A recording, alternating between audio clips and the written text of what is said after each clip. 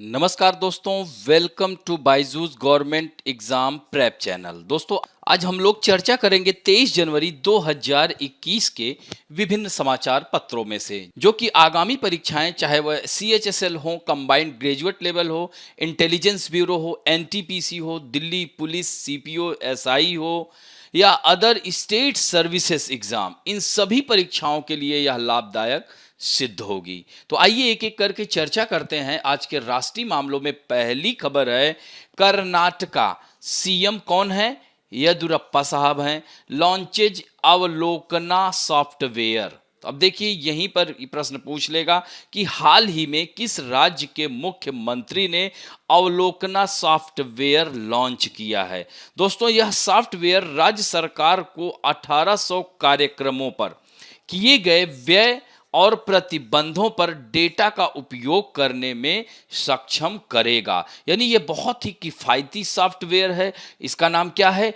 अवलोकना। तो अवलोकना सॉफ्टवेयर से क्या होगा कि जितने भी यानी सरकारी कार्यक्रम जो राज्य सरकार द्वारा चलाए जा रहे कार्यक्रम हैं, तो इसके सभी जो आय व्यय प्रतिबंध, इन सब पर डेटा का उपयोग करने में यह सक्षम होगा यह सॉफ्टवेयर। तो यह सॉफ्टवेयर खासकर सतत विकास लक्ष्यों यानी सस्टेनेबल डेवलपमेंट, अनुसूचित जाति उपयोजना, जनजातीय उपयोजना, केंद्र प्रायोजित योजनाओं पर ध्यान केंद्रित करता है। यानी जो सेंट्रल गवर्नमेंट की भी स्कीम्स हैं, उन पर भी यह कार्य करेगा यह सॉफ्टवेयर। साथ साथ शेड्यूल कास्ट से संबंधित जो योजनाएं हैं, सब प्लान हैं, ट्राइबल से संबंधित जो प्लान है, उस पर भी यह एग्जीक्यूट करेगा। इसके साथ साथ सस्टेनेबल डेवलपमेंट गोल यानी सतत जो धारणीय विकास है, यानी सतत विकास पर जो योजनाएं चलाई जा रही हैं,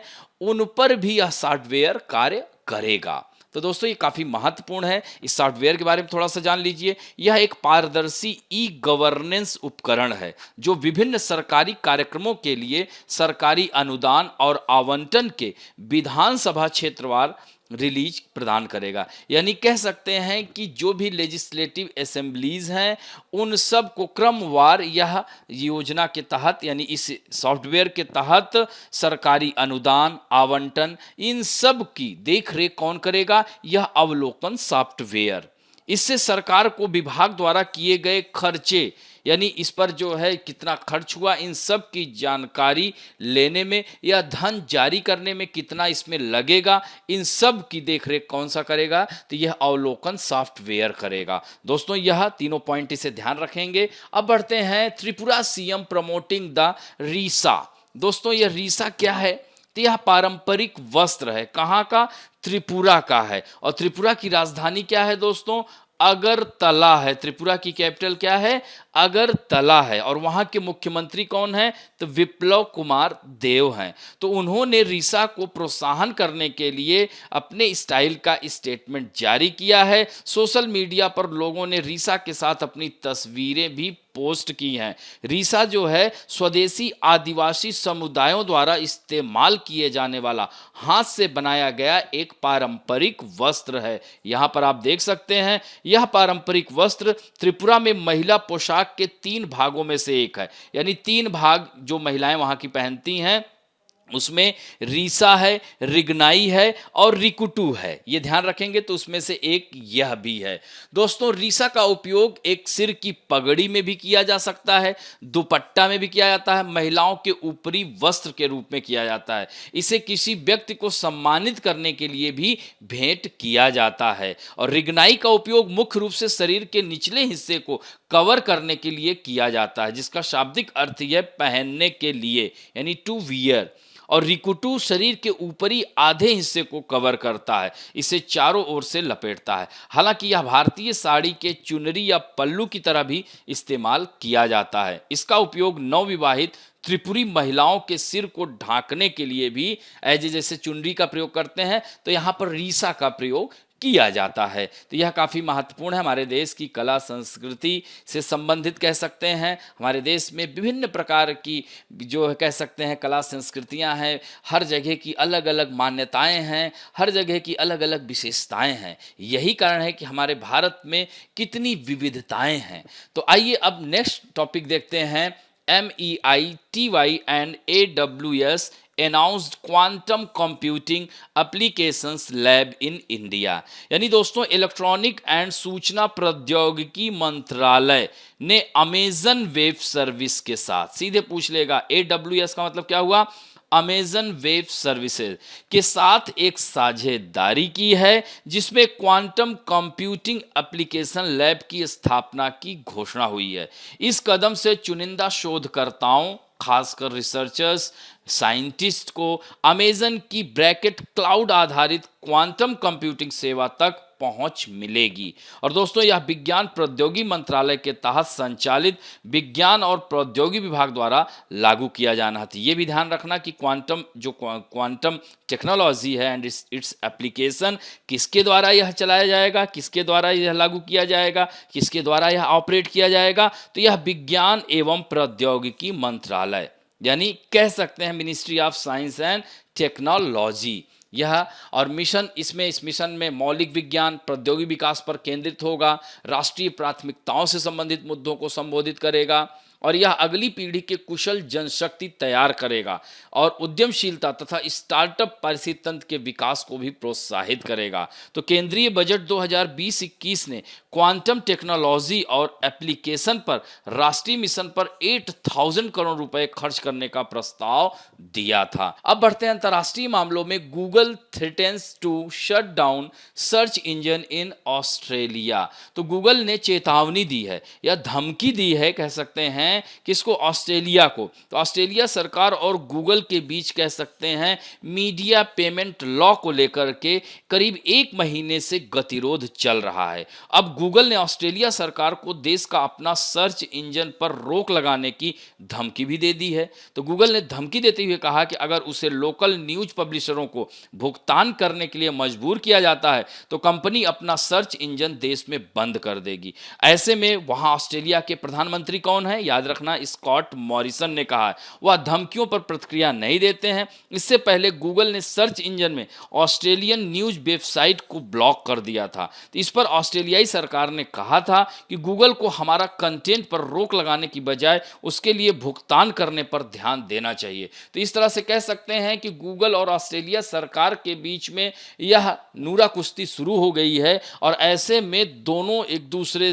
मतलब कह सकते हैं झुकने को तैयार नहीं है। ऑस्ट्रेलियाई सरकार ने भी सीधे कह दिया है कि हम इन धमकियों से प्रभावित होने वाले नहीं हैं। गूगल और ऑस्ट्रेलिया सरकार के बीच मीडिया भुगतान कानून को लेकर गतिरोध लगातार चल रहा है। तो ऑस्ट्रेलिया की सरकार इस कानून के मसौदे पर काम कर भी रही है। इस तरह से गूगल और फेसबुक दोनों को लोकल मीडिया कंपनियों की खबरें अपने सर्च इंजन पर दिखाने के लिए भुगतान करना पड़ सकता है। तो संसद में अभी भी इस कानून पर बहस चल रही है। ऑस्ट्रेलिया सरकार के इस कानून का गूगल, फेसबुक के अलावा दूसरी टेक कंपनियों भी विरोध कर रही हैं। तो यह तो रही खबर। यहाँ के प्रधानमंत्री स्कॉट मॉरिसन हैं और यहाँ की कैपिटल है कैनबरा। गूगल के बारे में जान लीजिए, इसके CEO हैं सुंदर पिचाई, हमारे भारतवंशी हैं और इसकी स्थापना 1998 में हुई थी। इसका हेडक्वार्टर जो है मेनलो पार्क कैलिफोर्निया में है, जिसे सिलिकॉन वैली कहा जाता है। जैसे अपने भारत में बेंगलुरु को सिलिकॉन वैली कहते हैं, इसी तरह से हेडक्वार्टर इसका जो है कहाँ पर है, मेनलो पार्क, यहाँ पर mountain view California United state यानी माउंटेन न्यू कैलिफोर्निया में इसका मुख्यालय है। ये ध्यान रखेंगे और इसकी स्थापना 1998 में हुई थी। ये 2 बार लिख गया है, इसे ध्यान रखेंगे। अब बढ़ते हैं थोड़ा सा ऑस्ट्रेलिया का, चूंकि चर्चा हुई है इसके मानचित्र के बारे में भी देख सकते हैं। तो यहाँ पर आप देख सकते हैं ऑस्ट्रेलिया, यहाँ से मकर रेखा गुजरती है, ट्रॉपिक ऑफ कैप्रिकॉन। ध्यान रखेंगे दोस्तों, मकर रेखा 23.5 डिग्री साउथ यहां से गुजरती है। दोस्तों इसका 75% पार्ट डेजर्ट है। इधर जो है वेस्टर्न कह सकते हैं ऑस्ट्रेलियन जो जलधारा है, इधर ईस्टर्न जो है ओशियनिक करंट बहती है और इसका पूरा जो कह सकते हैं कृषि, ये कृषि आधारित अर्थव्यवस्था भी है यहाँ की ऑस्ट्रेलिया की। यहाँ पर जो मरुस्थल हैं जैसे ग्रेट विक्टोरिया डेजर्ट, नल्लारबार प्लेन भी है, डेजर्ट है, गिब्सन डेजर्ट है, ग्रेट सैंडी डेजर्ट है, याद रखेंगे महत्वपूर्ण सिम्पसन डेजर्ट है, ये सब पूरा तनामी डेजर्ट है, ये सब आप लोगों की किम्बरले प्लेटू है, यह बार्कले टेबल लैंड है, अर्नहेम लैंड है, तो यह और ये डार्विन शहर है दोस्तों। तो यहाँ की जलवायु अपने भारत की जलवायु एकदम समतुल्य होती है दोस्तों। और यहाँ पर एक स्टेट है तस्मानिया, इसकी राजधानी होबार्ट है, और ऑस्ट्रेलिया की कैपिटल क्या है, कैनबरा है दोस्तों। तो यहाँ पर देख रहे हैं ग्रेट डिवाइडिंग रेंज ऑस्ट्रेलिया की जो है सबसे लंबी पर्वत श्रृंखला है, इसकी सबसे ऊंची चोटी है माउंट कोशिंस्को, 2226 मीटर ऊंची है, यहीं सिडनी के पास अवस्थित है दोस्तों। विश्व की सबसे बड़ी प्रवाल भित्ति ग्रेट बैरियर रीफ, ये देख रहे हैं ना, केप यार्क पेनिनसुला से रॉकम्पटन तक फैली हुई है। और दोस्तों विश्व का सबसे बड़ा बॉक्साइट उत्पादक देश भी ऑस्ट्रेलिया है, यहीं पर वीपा खान है, केप यार्क पेनिनसुला में विश्व की सबसे बड़ी बॉक्साइट की खान है दोस्तों। यहां पर महत्वपूर्ण हो जाता है बास जल संधि, तस्मानिया और ऑस्ट्रेलिया को अलग करती है। इसी तरह से ऊपर आप देखेंगे तो एक है टॉरेस जल संधि, जो ऊपर अगर मैप में आप अपना मानचित्र देखेंगे तो वहां पर वह है पापुआ न्यू गिनिया और ऑस्ट्रेलिया को अलग करती है, गल्फ ऑफ कारपेंट्रिया है, इसे कंगारुओं का देश कहा जाता है। इसकी सबसे बड़ी झील आयर झील है, और भी झीलें हैं जैसे डिसअपॉइंटमेंट लेक यहाँ पर महत्वपूर्ण है, और भी सारी झीलें हैं। और दोस्तों यहाँ पर ग्रेट आर्टिजियन बेसिन के लिए प्रसिद्ध है, इसे कहते हैं पाताल तोड़ कुआं, यानी अंदर से गर्म जल निकलता रहता है दोस्तों। तो यह काफी महत्वपूर्ण है। यूरेनियम का भंडार विश्व में सबसे अधिक 27% से अधिक यूरेनियम का भंडार है। यहीं पर आप आगे बढ़ेंगे तो कालगुरली कूलगार्डी, यहां पर देखिए कूलगार्ली और कालगुरली और कूलगार्डी दो सोने की खानें हैं। यहीं पर माउंट ईसा है दोस्तों, माउंट ईसा सीसा तांबा जस्ता चांदी के लिए जाना जाता है। तो इतना जो है काफी है, फिर हम लोग ऐसे ही थोड़ा थोड़ा करके बताते रहेंगे। अब बात करते हैं दोस्तों राष्ट्रीय अंतर्राष्ट्रीय व्यक्तित्व में। आज हम बात करेंगे, हमारे इतिहास में इनका नाम दर्ज है वीर सावरकर। इनको लेकर के काफी चर्चा हो रही है। उत्तर प्रदेश के एक एमएलसी ने मांग की है कि हिंदू महासभा के नेता विनायक दामोदर सावरकर के चित्र को राज्य विधान परिषद की तस्वीर गैलरी से यह कहते हुए हटाया जाए कि स्वतंत्रता सेनानियों के बगल में उनके फ्रेम की स्थापना उनके लिए अपमान है। इससे राज्य में विवाद छिड़ गया है। तो इन्हीं पर यह है, तो यह चर्चित व्यक्तित्व तो हैं, वैसे इतिहास से संबंधित हैं, लेकिन यहां पर हम चर्चा करते हैं। इनकी स्थापना 1883 में महाराष्ट्र के नासिक में हुई थी दोस्तों। नासिक, यहां भी कुंभ मेले का आयोजन होता है, गोदावरी नदी के किनारे बसा हुआ है दोस्तों। उन्होंने एक युवा संगठन मित्र मेला का गठन किया था। इस संगठन को राष्ट्रीय और क्रांतिकारी विचारों में लाने के लिए रखा गया था दोस्तों। वह विदेशी वस्तुओं के खिलाफ थे, स्वदेशी के विचार का प्रचार करते थे दोस्तों। विनायक जो सावरकर 1937 से 1943 तक हिंदू महासभा के अध्यक्ष भी रहे हैं। जब कांग्रेस के मंत्रालयों ने 22 अक्टूबर 1939 को इस्तीफे की पेशकश की तो उनके नेतृत्व में हिंदू महासभा ने मुस्लिम लीग के साथ मिलकर सिंध, बंगाल और एनडब्ल्यूएफपी जैसे प्रांतों में सरकार बनाने के लिए सहयोग किया दोस्तों। पुणे में सावरकर ने अभिनव भारत सोसाइटी की भी स्थापना की थी। तो ये बहुत ही चर्चित व्यक्तित्व रहे हैं। ध्यान रखेंगे, थोड़ा सा कंट्रोवर्सी भी था इनको लेकर के, लेकिन इन्होंने काफी इनका योगदान रहा है दोस्तों। यह बाद में तिलक की स्वराज पार्टी में भी शामिल हो गए थे। इन्होंने फ्री इंडिया सोसाइटी की स्थापना की थी। सोसाइटी ने त्योहारों, स्वतंत्रता आंदोलन स्थलों सहित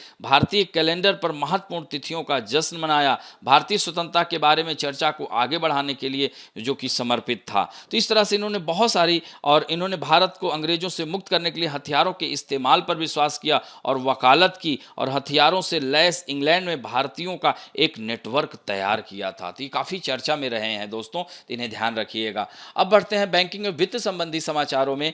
SBI, state bank of India, ICICI bank, HDFC bank remains as DSIBs. DSIBs का मतलब क्या है? डोमेस्टिक सिस्टमैटिकली इंपॉर्टेंट बैंक, इसको डीएसआईबीएस कहते हैं दोस्तों। तो RBI state on SBI along with private sector lenders ICICI Bank, HDFC Bank continue to be domestic systematically important banks or institute which are too big to fail। दोस्तों यह जो है कह सकते हैं कि इसको कहते हैं कि घरेलू व्यवस्थित रूप से महत्वपूर्ण बैंक। इसकी सूची में SBI, ICICI और HDFC बैंक को समान रूप से बकेटिंग स्ट्रक्चर के तहत घरेलू व्यवस्थित रूप से महत्वपूर्ण बैंकों के रूप में पहचाना जाता है। दोस्तों तो यह जो है क्या है SIB? तो SIB को पर्यवेक्षण के उच्च स्तर के अधीन किया जाता है ताकि किसी भी विफलता की स्थिति में वित्तीय सेवाओं में व्यवधान को रोका जा सके।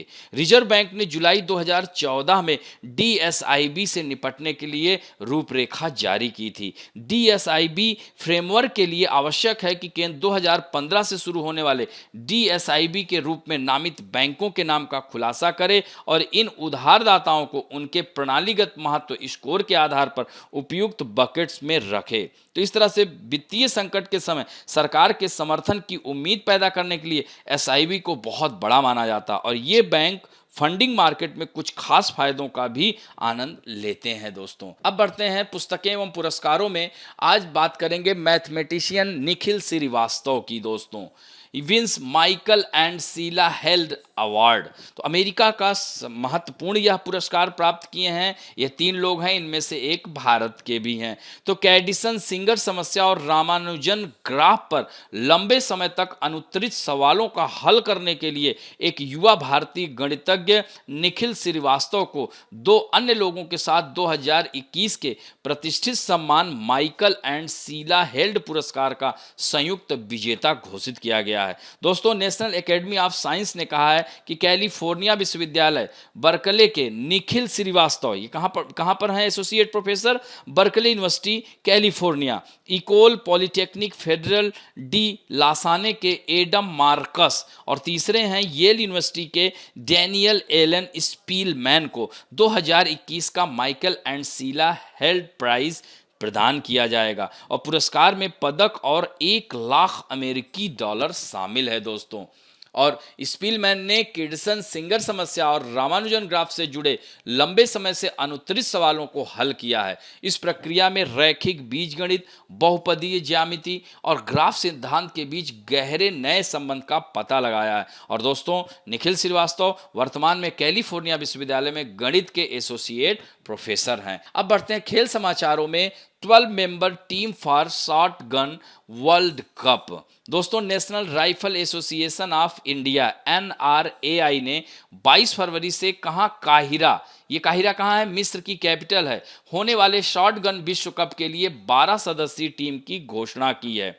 तो दोस्तों ओलंपिक कोटा विजेता अंगद वीर सिंह बाजवा, महराज अहमद खान, ओलंपियन कियान चेनाई और एशियाई खेलों के रजत पदक विजेता लक्ष्य श्योरान के साथ चुनौती पेश करेंगे। 29-30 जनवरी को कुवैत की मेजबानी में होने वाले एशियाई ऑनलाइन शूटिंग प्रतियोगिता के लिए NRAI ने 12 राइफल और पिस्टल निशानोबाज का चयन किया है। इसमें जैसे कि आप देख सकते हैं कि एयर राइफल और पिस्टल में 8 ओलंपिक कोटा विजेता दिव्यांशु सिंह पंवार हैं, दीपक कुमार हैं, अपूर्वी चंदेला, अंजुम मौदगिल, सौरभ चौधरी, अभिषेक वर्मा, मनु भाकर, यशस्वी सिंह देशवाल, अर्जुन बाबूटा, एला वेनिल, विल निवन, सरबजोत सिंह और अनुराज सिंह शामिल होंगे। दोस्तों राष्ट्रीय महासंघ ने कहा है कि दिल्ली और चांगबोन में होने वाली राइफल और पिस्टल वर्ल्ड कप के लिए टीम का चयन डॉक्टर करणी सिंह रेंज तुगलकाबाद में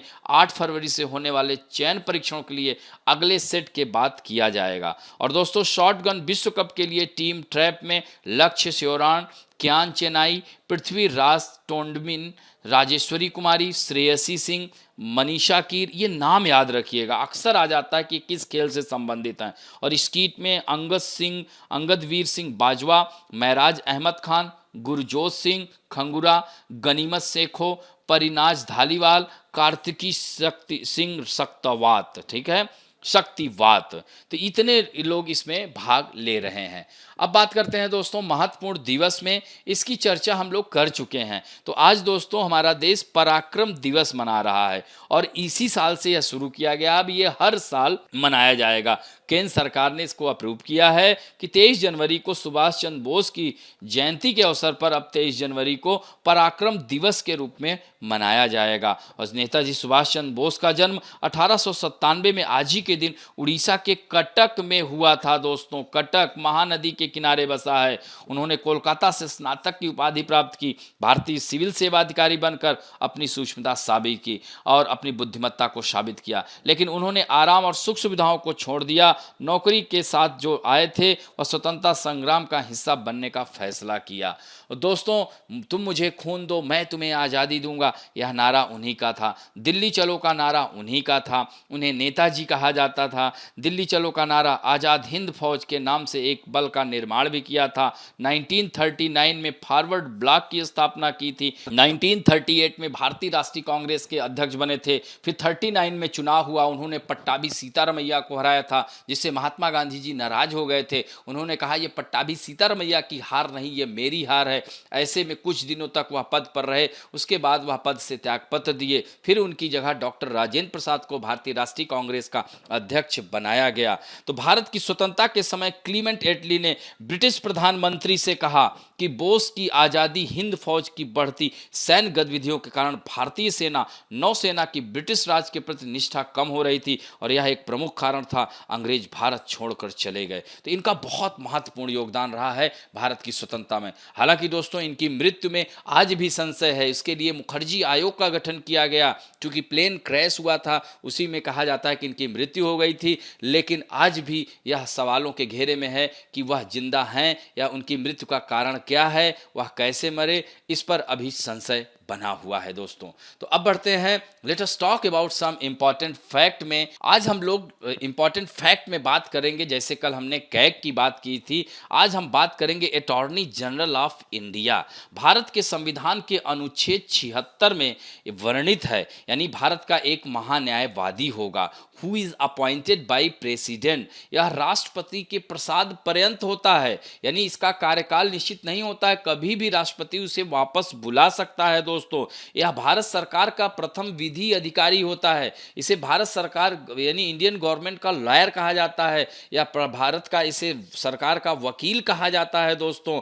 और 88 के तहत भारत का महान्यायवादी न तो संसद का सदस्य है, न ही मंत्रिमंडल का सदस्य होता है, लेकिन वह किसी भी सदन में अथवा समितियों में बोल सकता है। बोलने का अधिकार है कि उसे लेकिन मत देने का अधिकार नहीं है दोस्तों। जब अनुच्छेद 108 के तहत संविधान सभा की जो संयुक्त बैठक बुलाई जाती है, जिसमें लोकसभा राज्यसभा के सदन के सदस्यों को एक साथ बैठाया जाता है, ऐसे में भी वो भाग ले सकता है, बोल सकता है। लेकिन कास्टिंग वोट देने की बात आती है, मताधिकार का प्रयोग करने की बात आती है, तो वो नहीं कर सकता है। और दोस्तों, वह देश के किसी भी न्यायालय में वह भारत सरकार की ओर से जिरह कर सकता है। और महान्यायवादी की नियुक्ति कौन करता है? राष्ट्रपति करता है। इसके लिए क्या योग्यता होनी चाहिए? तो दोस्तों, इसके लिए योग्यता वही होनी चाहिए जो उच्चतम न्यायालय के न्यायाधीश की होती है। और उच्चतम न्यायालय के न्यायाधीश के लिए क्या योग्यता होती है? वह 5 वर्ष तक वह न्यायिक पद पर रहा हो और 10 वर्ष तक एज ए लॉयर रहा हो, प्रैक्टिस किया हो, वही उच्चतम न्यायालय का न्यायाधीश बनता है दोस्तों। तो इसी तरह से इतनी ही योग्यता किसकी होती है? महान्यायवादी के लिए भी। तो महान्यायवादी को भारत के राज्य क्षेत्र के सभी न्यायालयों में सुनवाई करने का अधिकार है दोस्तों। उसके कामकाज और सहायता के लिए सॉलिसिटर जनरल और अतिरिक्त सॉलिसिटर जनरल भी होते हैं। भारत के प्रथम महान्यायवादी MC सीतलवाड़, सबसे लंबा कार्यकाल था दोस्तों, 1950 से लेकर 63 तक। उस समय तत्कालीन प्रधानमंत्री पंडित जवाहरलाल नेहरू हुआ करते थे। और वर्तमान में के वेणुगोपाल हैं, जो 15वें महान्यायवादी हैं। और सबसे छोटा कार्यकाल जो था दोस्तों, याद रखिएगा, 7वें महान्यायवादी का, सोली सोराब जी का।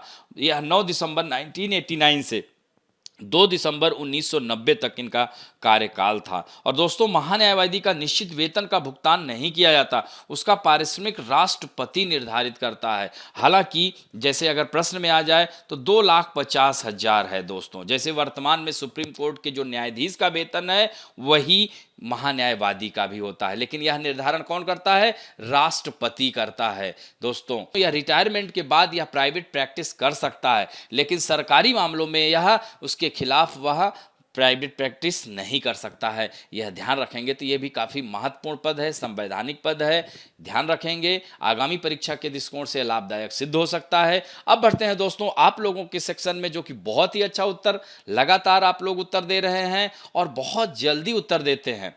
आइए देखते हैं आज उत्तर देने वालों में कौन कौन लोग शामिल हैं। तो इसमें बहात यूनिस, शुभम रघुवंशी, सुकन्या जेना, विशाल कुमार, मिली, एसके, सुकेश कुमार चौरसिया, पूजा पाल, खेतेश मंसूरिया, अश्विन प्रभा और सूरज उपाध्याय, प्रशांत कुमार, मुस्कान हारून शेख, चंदन कुमार महथा, सौरभ चौधरी, संजय नेगी, सतीश कुमार दुबे। तो इतने लोगों ने कमेंट और आंसर दोनों दिए हैं। आशा करता हूं कि आगे आप लोग और ज्यादा से ज्यादा लोग उत्तर देंगे। तो आइए आज आप लोगों के सामने पहला प्रश्न है, हाल ही में किस राज्य ने अवलोकन सॉफ्टवेयर लॉन्च किया है? महाराष्ट्र, कर्नाटक, तेलंगाना, तमिलनाडु। नेक्स्ट क्वेश्चन है, रीसा किस राज्य का एक पारंपरिक वस्त्र है? महाराष्ट्र का, त्रिपुरा का, उड़ीसा का या झारखंड का? नेक्स्ट क्वेश्चन है, ministry of electronic and information technology है announce the establishment of a quantum computing application lab in partnership with, यानी किसकी सहयोग से? अमेजन वेब सर्विस के, नेटफ्लिक्स इंक के या मैक्स प्लेयर के या इनमें से कोई नहीं। नेक्स्ट क्वेश्चन है, what is the capital of Australia? Wellington, Canberra, burn या लिस्बन? नेक्स्ट क्वेश्चन है, पुणे में किसने अभिनव भारत सोसाइटी की स्थापना की? वीर सावरकर, बाल गंगाधर तिलक, ज्योतिबा फूले या सचिन सान्याल? नेक्स्ट क्वेश्चन है, निम्नलिखित में से कौन सा बैंक डीएसआईबी की सूची में नहीं है? State bank of India, HDFC bank, ICICI bank, yes bank? Next question है, निम्नलिखित में से कौन 2021 के प्रतिष्ठित माइकल एवं शीला हेल्ड पुरस्कार का संयुक्त विजेता? देखिए नहीं है, ध्यान रखिएगा। नहीं, अक्सर आप लोग जैसे ही पुरस्कार का नाम आया तुरंत निखिल श्रीवास्तव लगा के चले आए। तो ये ध्यान रखेंगे, इसमें 3 लोगों को मिला है, Daniel Alan Spielman, C R Rao, Adam Marcus. तो इसमें से एक ऐसे व्यक्ति हैं जिन्हें यह नहीं मिला है, 3 लोगों को इसमें से मिला है। नेक्स्ट क्वेश्चन है, अपूर्वी चंदेला किस खेल से संबंधित है? हॉकी, निशानेबाजी, टेनिस या बैडमिंटन? और 9वां क्वेश्चन है, पराक्रम दिवस कब मनाया जाता है? 20 जनवरी, 21 जनवरी, 22 जनवरी या 23 जनवरी? और दोस्तों अंतिम प्रश्न है, किस अनुच्छेद में भारत का एक महान्यायवादी होता है? आर्टिकल 70, 72, 75, 76। तो इस तरह से इन प्रश्नों के उत्तर दीजिएगा और आशा करता हूं कि आज की क्लास आप लोगों को अच्छी लगेगी। और दोस्तों अगर अच्छा लगे तो प्लीज लाइक, शेयर, सब्सक्राइब करना ना भूलें। थैंक यू दोस्तों।